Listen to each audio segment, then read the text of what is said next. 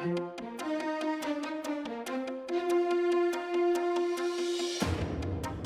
you, Congressman. For our final speaker, I want to bring up our newly elected Vice President for the Midwest, Darryl Morin, who represents the entire Midwest section of our country and has been working hard to address this issue with the leaders in his area. So please help me welcome Darryl Morin.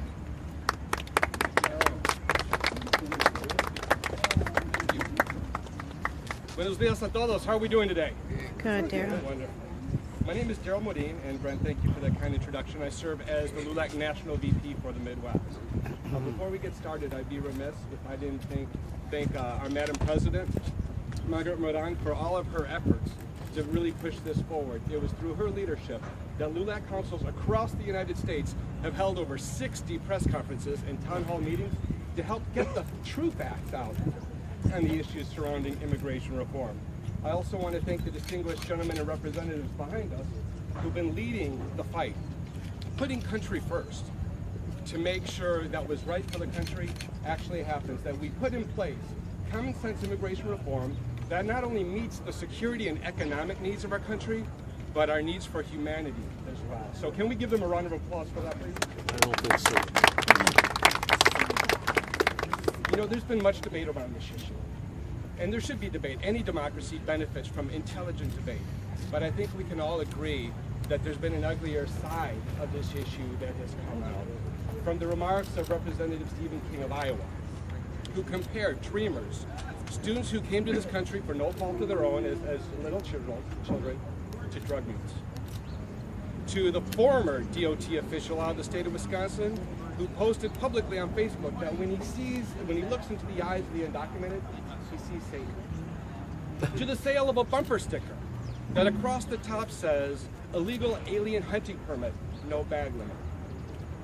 I think we can all agree we're better than this, and that our country is better than this. And that's why LULAC's been working so hard to spread the truth about the need for comprehensive immigration reform. At first, we heard from the critics of the bill that it was too expensive, that our economy, our country at this point in time could not afford to pass comprehensive immigration reform. Then the nonpartisan Congressional Budget Office did an analysis on the bill that passed in the Senate, S-744.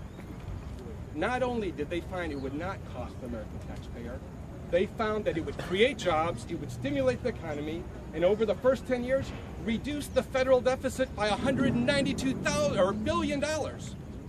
In the second 10 years, an additional $700 billion. So in a 20-year span, we could reduce the federal deficit by nearly $1 trillion. Yet I still watch on TV today people saying it's too expensive, we can't afford to do it. Then we go to those and we hear from those who say, well, that bill 744 didn't do anything to address border security. In spite of the 42,000 Border Patrol agents, it mandates and funds be placed on the U.S.-Mexican border. That's over 21 agents per every mile of the U.S.-Mexican border. And they say nothing of the 700 miles of border fencing that has to be put in place. If you equate that to the total length of the border, that's an additional 36% of the entire border between the United States and Mexico.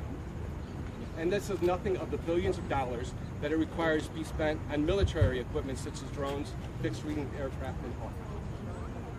So ladies and gentlemen, here we are in October, and it's time that we ask ourselves, if they said it was too expensive, and that's not true.